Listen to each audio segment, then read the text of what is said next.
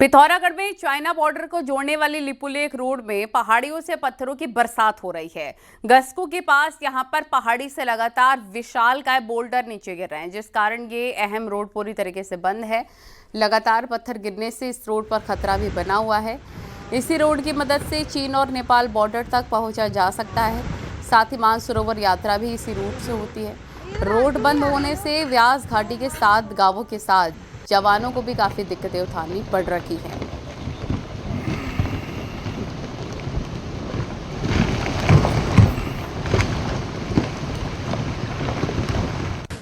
पिथौरागढ़ में दारमा घाटी के सोबला में बादल फटा है। बादल फटने से यहां नुकसान की सूचना भी है, लेकिन रोड बंद होने के कारण इस इलाके तक पहुंच पाना फिलहाल संभव नहीं है। बादल फटने से खेतों के साथ ही कुछ टीन शेड को भी नुकसान हुआ है। साथ ही एक दुकान को भी मलबे ने अपनी चपेट में लिया। भारी मलबा आने से दारमा घाटी को जोड़ने वाली रोड भी टूट गई है। बादल ऐसी जगह फटा जहां इंसानी आबादी नहीं थी, नहीं तो बड़ा नुकसान हो सकता था।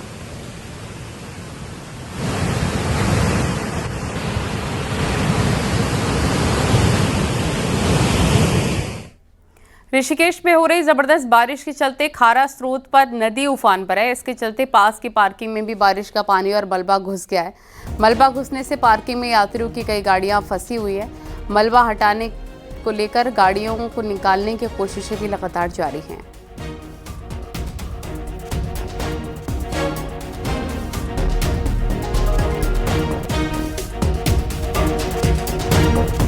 ऋषिकेश में लगातार बारिश से गंगा नदी के साथ कई नालों में भी उफान आ गया है, जिससे स्थानीय लोगों की मुसीबतें भी काफ़ी बढ़ गई हैं। भोगपुर में महादेव नाला उफान पर आ गया है। इसके चलते लोगों को आने जाने में दिक्कतें हो रही हैं। हालात ये हैं कि नाले का पानी अब सड़क के ऊपर से बह रहा है।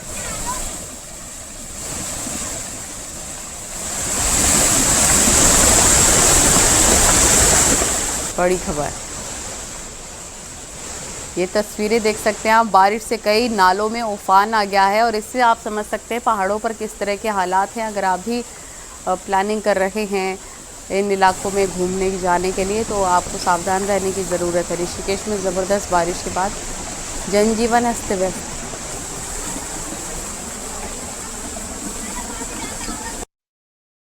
अमरनाथ यात्रा मार्ग पर एक दुकान के ऊपर बोल्डर गिर गया है। सीतापुर बाजार में अचानक से पहाड़ी से दुकान पर बोल्डर गिर गया और दुकानदारों ने भागकर अपनी जान बचाई। बोल्डर की चपेट में आने से दुकान पूरी तरीके से तहस नहस हो गई। पहाड़ों में लगातार बारिश से कई जगह पहाड़ी दरक रही है।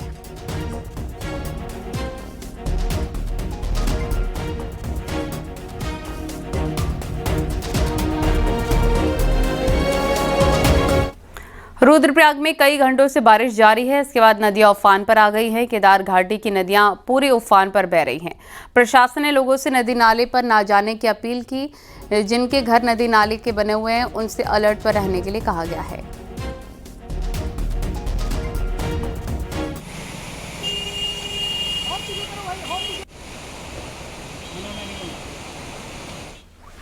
उत्तराखंड में भारी बारिश का दौर जारी है और इसके चलते नदियों और नालों का जलस्तर तेजी से बढ़ रहा है। हालात को देखते हुए देहरादून पुलिस सतर्क मोड पर आ गई है। खासतौर पर नदी नालों के साथ घाटों पर स्नान करने वाले श्रद्धालुओं को लगातार चेतावनी दी जा रही है कि वे नदी के बीच में ना जाएं। देहरादून समेत पहाड़ी जिलों में पुलिस लाउडस्पीकर के जरिए लोगों को सुरक्षित स्थानों पर जाने की सलाह दे रही है। संवेदनशील इलाकों में रहने वाले लोगों को वहां से हटाया जा रहा है। सुरक्षित स्थानों पर रहेंगे, खासकर बच्चों का विशेष ध्यान रखेंगे। पिथौरागढ़ के मिलम घाटी में भारी बारिश के कारण गोरी नदी पर बना पुल बह गया है। ये पुल मलम से पाछू, गंधर, पापा सहित कुल 4 गांवों को जोड़ता था। पुल के बहने से ग्रामीणों को काफ़ी दिक्कतें उठानी पड़ रही हैं। बरसात की सीज़न में ग्रामीणों के लिए उफनते नालों को पार कर पाना भी संभव नहीं है। ये पुल बॉर्डर इलाकों की लाइफलाइन भी माना जाता है।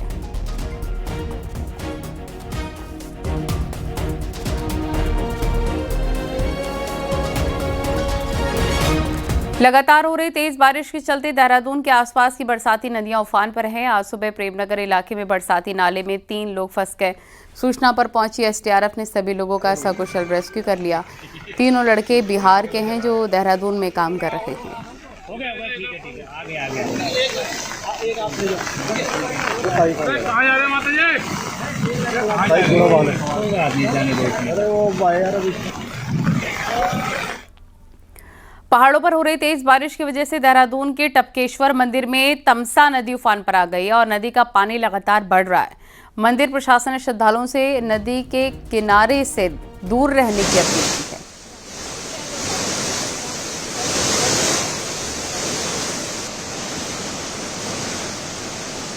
प्रातः काल से ही भीषण बारिश देहरादून में हो रही है, जिसके कारण आज तमसा नदी ने भी काफ़ी अपना रूप बढ़ाया है। अभी हालांकि जितनी ये नदी आती है उससे तो पानी कम है, लेकिन जिस तरीके से मैं देख रहा हूँ लगातार पानी बढ़ रहा है और संभावना है कि दिन तक शाम तक ये बहुत जो है बड़े रूप में नदी अपना विकराल रूप धारण करेगी। और हम सभी यहाँ पर जो श्रद्धालु भक्त हैं, जो विशेषकर वैष्णो माता मंदिर में आते हैं, उन्हें हम नदी में ना उतरने का हम आग्रह कर रहे हैं। और उसके अलावा जो टपकेश्वर मंदिर में भी जो श्रद्धालु भक्त आ रहे हैं, उनसे भी हमारा निवेदन है कि नदियों में ना उतरें। विकासनगर में बारिश के बाद कई जगह लैंडस्लाइड हो रहा है। इसकी वजह से सड़कें भी बंद हो रही हैं। हथियारी, सवाड़, मोटरमार्ग, कालसी, चक्राता रोड के साथ कई दूसरी सड़कें भी बंद हैं। इसकी वजह से लोगों को काफ़ी दिक्कतों का सामना करना पड़ रहा है। हल्की सी बारिश में ही पहाड़ी दरक रही है और मलबा आने से सड़क बंद है।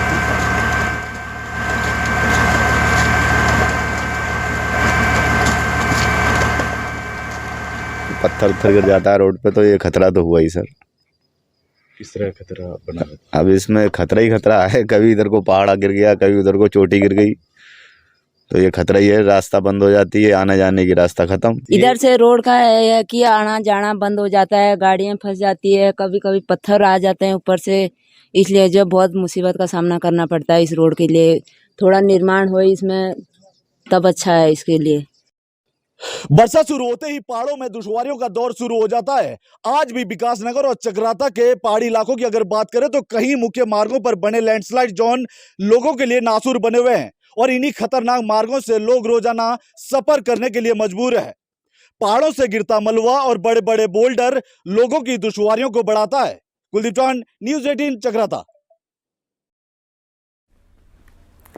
नैनीताल में बारिश मुसीबत बनने लग गई है। पहाड़ में बारिश के चलते लगातार पहाड़ियों से मलबा और पत्थर गिर रहे हैं, तो ग्रामीण इलाकों के लिए मुसीबतें बढ़ रही हैं। नैनीताल के देवीधुरा बसानी रोड मलबा आने से कई स्थानों पर बाधित हो गया है, तो नैनीताल हल्द्वानी रोड पर भी पत्थर और मलबा आने से आवाजाही प्रभावित हुई है। कई स्थानों पर पत्थर गिरने से यात्रियों के लिए मुसीबत बनी हुई है।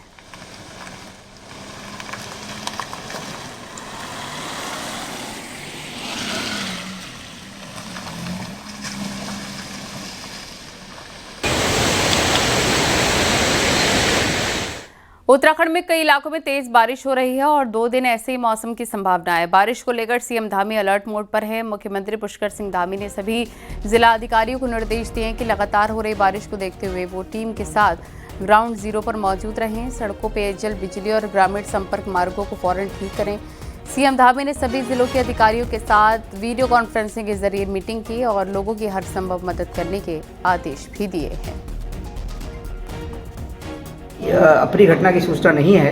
दैवीय आपदा के कारण मार्ग जरूर बाधित हुए हैं। मार्ग को खोलने का काम युद्धस्तर पे किया जा रहा है। माननीय मुख्यमंत्री जी के निर्देश के क्रम में जहाँ जहाँ रास्ता बंद होने की संभावना रहती है, लगभग सभी जगह पर्याप्त मात्रा में जेसीबी मशीनें, मैन पावर तैनात हैं। टीमें लगातार फील्ड पे काम कर रही हैं। वर्तमान में आपदा से स्थिति सामान्य है। कोटद्वार में नेशनल हाईवे पर दुगड्डा के बीच सिद्धबली मंदिर के पास दर्दनाक हादसा हुआ। भारी बारिश के चलते पहाड़ी से हुए भूस्खलन की चपेट में एक गाड़ी आ गई। इसकी वजह से 2 यात्रियों की मौत हो गई है, जबकि 7 यात्री घायल हैं। गाड़ी बीरो खाल से कोटद्वार आ रही थी और इस बीच अचानक से सिद्धबली मंदिर के पास एनएच पर पहाड़ी से एक बड़ा बोल्डर मैक्स पर जा गिरा। हादसे में आगे की सीट में बैठे ड्राइवर समेत एक यात्री की मौके पर ही मौत हो गई, जबकि घायल यात्रियों को एसडीआरएफ की टीम ने मैक्स से निकालकर अस्पताल भेजा है।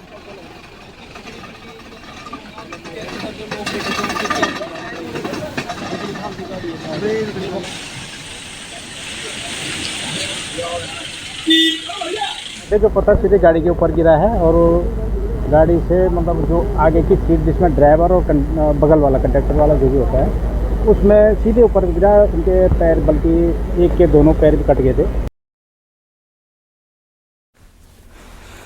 कोटद्वार दुगड्डा मार्ग पर दर्दनाक हादसे पर गढ़वाल सांसद अनिल बलूनी ने दुख व्यक्त किया। अनिल बलूनी एक्स पर लिखते नजर आए कि टैक्सी के ऊपर बोल्डर गिरने से कुछ लोगों के दुखद बताया जा रहा है कि हताहत होने का दुखद समाचार प्राप्त हुआ, ये उन्होंने लिखा। स्थानीय प्रशासन राहत और बचाव कार्य में जुटा है। भगवान सिद्धबली से प्रार्थना है दिवंगतों की आत्मा को अपने श्री चरणों में स्थान दें और शोकाकुल परिजनों को दुख सहन करने की शक्ति प्रदान करें। साथ ही घायलों को शीघ्र ठीक होने की कामना करता हूं, इनकी तरफ से लिखा गया है।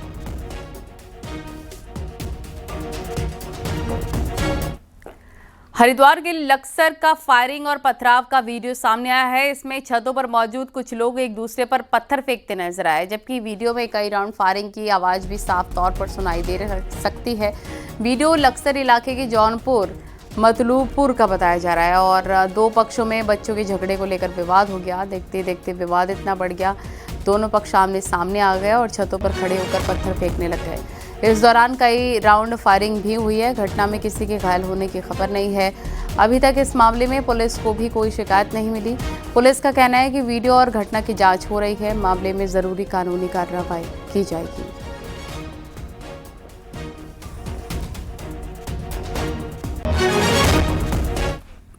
हल्द्वानी में 23 जुलाई को एक योगा ट्रेनर की संदिग्ध मौत के मामले में एक नया मोड़ आ गया है। योगा ट्रेनर ज्योति मेर की मौत को जहां पहले पुलिस आत्महत्या मान रही थी, वहीं पोस्टमार्टम रिपोर्ट हत्या की ओर साफ साफ इशारा कर रही है। बताया जा रहा है कि योगा ट्रेनर ज्योति की मौत गला घोटने और सिर की चोट लगने की वजह से हुई।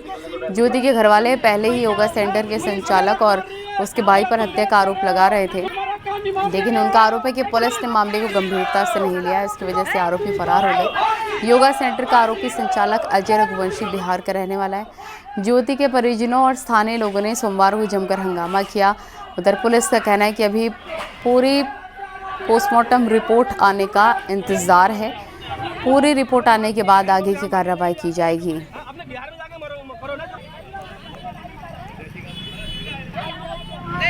मारी गई है यहाँ, मेरी बेटी को यहाँ मारा गया, हत्या कर दी गई है। पहले सुबह 30 तारीख के सुबह वो जॉब में करके गई, यहाँ से 9:30 बजे वो घर पहुँची है। 10:30 बजे हत्यारे ने वहाँ जाके उसका गला दबा के मार रखा है लड़की। ये मेरे संज्ञान में तो नहीं है, ऐसी कोई बात कही गई है, लेकिन अगर ऐसा कहा गया तो पोस्टमार्टम रिपोर्ट पर सारी चीज़ें डिपेंडेंट होती है। अगर कोई भी चीज़ तस्दीक होनी है इस तरीके के केस में तो हैंगिंग या स्ट्रैंगुलेशन है, ये मेडिकल एक्सपर्ट ही बता सकते हैं उस चीज़ को। पोस्टमार्टम रिपोर्ट आते ही उसके जो भी कार्रवाई होनी है वो सारी कार्रवाई होगी। देहरादून से खबर, राजधानी के बालावाला क्षेत्र में स्कूटी से देसी शराब सप्लाई कर रहा एक शख्स स्थानीय युवकों की पकड़ में आ गया। नाराज युवक ने देसी शराब का ट्रेटा पैक को एक के बाद एक सड़क पर फोड़ना शुरू कर दिया। घटना रविवार शाम की है। पुलिस की नाक के नीचे गोरख धंधा हो रहा है। इसके खुलासे के बाद रायपुर पुलिस ने शराब तस्कर सोनू के खिलाफ मुकदमा दर्ज कर जेल भेज दिया है। गौरतलब है कि देहरादून के कई इलाकों, खासकर ग्रामीण पृष्ठभूमि के और स्लम में अवैध शराब बिकने की बात समय समय पर आती रही है। सब खड़े हो रहे हैं, शराब के खिलाफ कोई खड़ा नहीं हो रहा। ये है शराब, सारी वीडियो होना। हाँ चलो अपनी चौकी चलो। इसके बाद ये है शराब, देखो ये बिक रही है शराब। चल दिखा, ये बाला वाला पार्षद, हर्रा वाला पार्षद मेरा राहुल कुमार जी से अनुरोध है। हल्द्वानी में पुलिस ने एक इंटर स्टेट नकलची गैंग का खुलासा किया, जो कि प्रतियोगी परीक्षाओं में ऑनलाइन नकल कराते थे। उनकी योजना आने वाले दिनों में होने वाली एसएससी की परीक्षा में नकल कराने की थी। पुलिस ने हल्द्वानी के एक होटल से इन्हें रंगे हाथों गिरफ्तार कर लिया। गिरफ्तार 9 आरोपी उत्तराखंड समेत यूपी और हरियाणा के रहने वाले हैं। नकल कराने वाले इस गिरोह के कुछ सदस्य पहले भी इस तरह की एक्टिविटी में शामिल रह चुके हैं। ये एक प्रतियोगी से नकल के बदले 4 से 5 लाख रुपए ले लेते थे।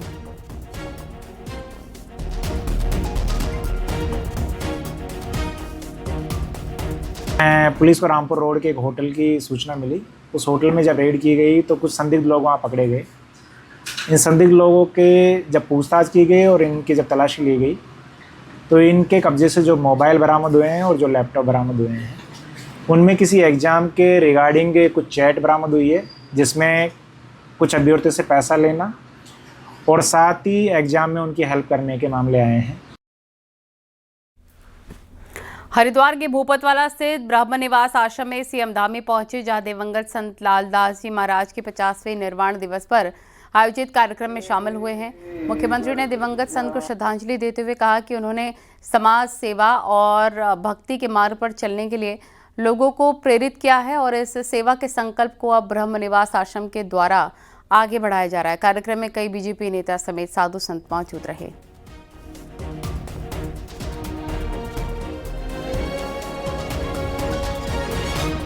वो गद्दी परंपरा है, पूज्य भूरीवाला जो उनका 50वां निर्वाण दिवस गुरु महाराज जी का है और ये गद्दी परंपरा सेवा की परंपरा है, त्याग की परंपरा है और सनातन संस्कृति के संभावक के नाते जन जन तक पहुंचने की परंपरा है। उत्तराखंड में पंचायत चुनाव के बाद बीजेपी अपने विधायकों की एक एक सीट का आकलन कर रही है। असल में बीजेपी ने विधायकों को उनके क्षेत्र में हर सीट, चाहे ब्लॉक हो या जिला पंचायत, जीतने का टारगेट दिया था, लेकिन रिजल्ट कुछ और ही रहे हैं। देखिए रिपोर्ट।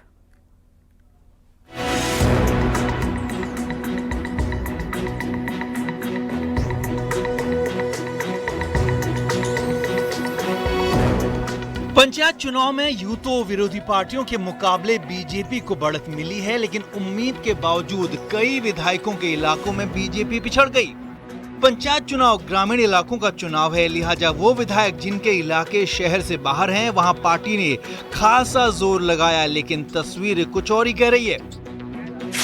यमकेश्वर विधायक रेणु बिष्ट के बूथ में ही पार्टी कैंडिडेट पीछे रह गया। गंगोलीहाट विधायक फकीराम टमटा और जागेश्वर विधायक मोहन सिंह मारा, दोनों के 9 वार्ड में से 8 वार्ड में पार्टी प्रत्याशी धराशायी हो गए।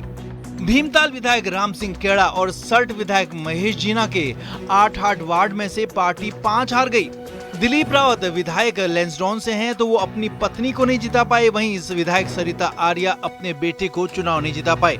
पंचायती राज मंत्री सतपाल महाराज की विधानसभा में 6 में से 4 वार्ड में पार्टी चुनाव हार गई।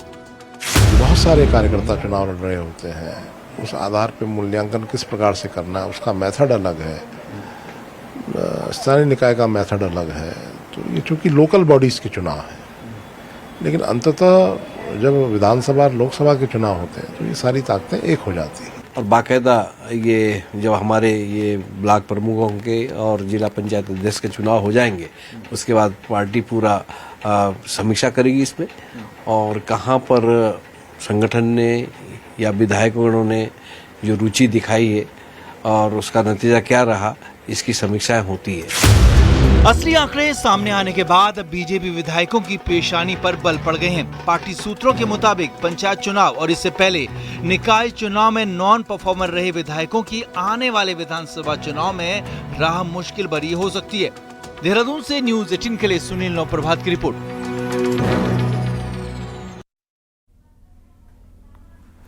ब्लॉक प्रमुख और जिला पंचायत के लिए कांग्रेस 7 अगस्त के बाद उम्मीदवार घोषित करेगी। कांग्रेस की नजर अब ब्लॉक प्रमुख और जिला पंचायत अध्यक्ष पद के लिए घोषित होने वाले चुनाव की तारीख पर है।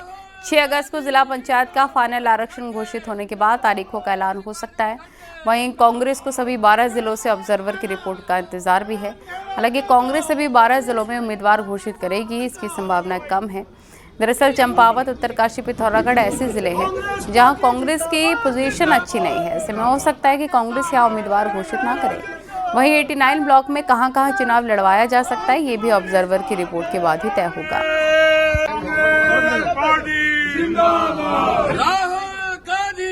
विचार विमर्श करके, आपस में बातचीत करके क्षेत्र पंचायत प्रमुखों के लिए और जिला पंचायत अध्यक्ष के लिए पैनल्स तैयार करने के लिए कहा है। मैं समझता हूं एक आध दिन में काम पूरा हो जाएगा और जैसे ही जिला पंचायत और क्षेत्र पंचायत के नोटिफिकेशन होगा चुनाव का, हम लोग अपने प्रत्याशियों का ऐलान कर देंगे।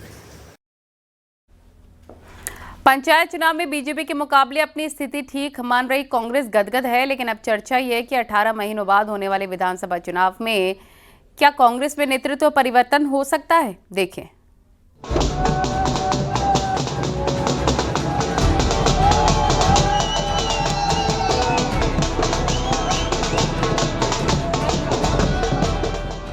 पंचायत चुनाव के नतीजे कांग्रेस के लिए उम्मीद की किरण लेकर आए हैं। पार्टी कार्यकर्ताओं को लगता है कि अब विधानसभा चुनाव में कांग्रेस के लिए कमबैक का मौका बना हुआ है। वहीं पार्टी में नेतृत्व परिवर्तन की चर्चा है। उसकी वजह ये बताई जा रही है कि गुटों में खींचतान है और अध्यक्ष करण माहरा की टीम आज तक नहीं बन पाई है। हालांकि माहरा कहते हैं कि गॉसिप को कौन रोक सकता है, वहीं दूसरे नेता हाईकमान की दुहाई दे रहे हैं। लेट्स सी, ये तो हाईकमान ने निर्णय करना है, मैं उसमें कहीं नहीं हूँ और जो भी निर्णय आएगा हम उस निर्णय के साथ होंगे। तमाम विषय जो है ये राष्ट्रीय नेतृत्व जो है तय करता है। राष्ट्रीय नेतृत्व को तय करना है कि उत्तराखंड राज्य के अंदर किस तरीके से तो हमको आगे बढ़ना है। तो जो भी राष्ट्रीय नेतृत्व का दिशा निर्देश होगा, मैं समझता हूँ कांग्रेस का हर साथी, हर कांग्रेस कार्यकर्ता तदनुसार आगे बढ़ने का काम। उत्तराखंड की राजनीति में हरीश रावत, यशपाल आर्य, किशोर उपाध्याय, गणेश गोदियाल कांग्रेस अध्यक्ष रह चुके हैं। बाद में आर्य और उपाध्याय बीजेपी में चले गए। हालांकि आर्य कांग्रेस में लौट आए। चुनावी सफलता के हिसाब से अभी तक हरीश रावत और यशपाल आर्य कामयाब हो पाए। अब आगे कौन चमत्कारी नेतृत्व दे पाता है, इसी को लेकर मंथन जारी है। दीपांकर भट्ट, न्यूज़ 18, देहरादून। नेपाल से सटे उत्तराखंड में अब कसीनो कल्चर अपने पांव पसार रहा है। न्यूज़ 18 बताएगा आखिर इस गुप्त कसीनो की दुनिया में ऐसा क्या है जो लोगों को बना रहा है लती, और क्यों ये समाज के लिए बनता जा रहा है खतरा। देखिए। सलियावाला का घना जंगल और उसके बीचों बीच ये घर बाहर से देखने पर एक फार्म हाउस जैसा नजर आ रहा है, लेकिन अंदर चल रही थी हार जीत और नशे में डूबी जुए की रातें।